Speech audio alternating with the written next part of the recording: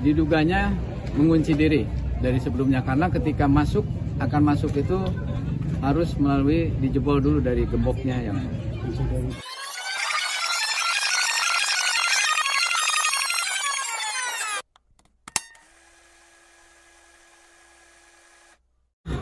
awalnya kami mendapatkan laporan dari warga bahwasanya ada penemuan kerangka mayat.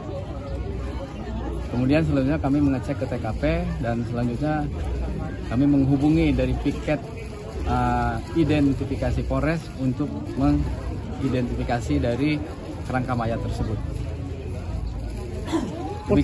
Posisi saat ditemukan di dalam itu gimana, Dan? Posisi saat ditemukan kerangka mayat tersebut terbaring di tempat tidur. Ada berapa kerangka Pak yang ditemukan tadi? Yang ditemukan ada 2 kerangka. Ibu dan anak ya? Diduga ibu dan anak. Itu satu posisi atau beda lokasi? Beda tempat tidur. Itu ada 2 kasur gitu Pak? Ada 2 kasur. Kemarin kalau ini sendiri korban diduga sendiri ini pemilik rumah, penghuni rumah atau siapa bisa dibilang? Untuk keterangan bahwasanya kerangka mayat tersebut adalah ketika masa hidupnya ini adalah rumahnya sendiri. Kalau yang awal yang menemukan siapa dan itu?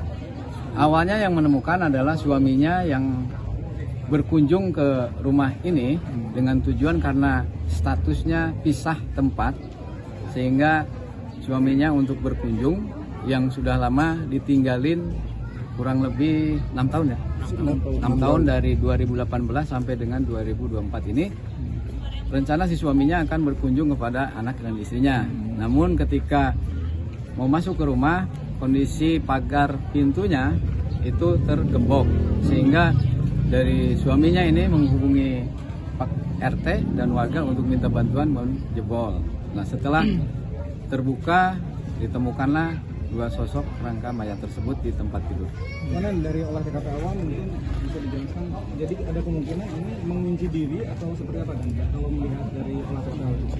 Diduganya mengunci diri dari sebelumnya karena ketika akan masuk itu harus melalui dijebol dulu dari gemboknya yang dikunci dari dalam. Artinya 2 orang ini udah lama nggak komunikasi dengan warga setempat berarti kan ya? Sudah lama. Termasuk dengan suaminya, Komandan? Termasuk dengan suaminya. Kalau suaminya selama ini di mana? Di Cirebon. Dan setelah ini jasad dibawa kemana Dan untuk keterangannya sendiri? Jenazah sementara ini kita kembalikan dulu kepada keluarga. Apakah keluarga mau dilakukan identifikasi lanjutan atau tidak?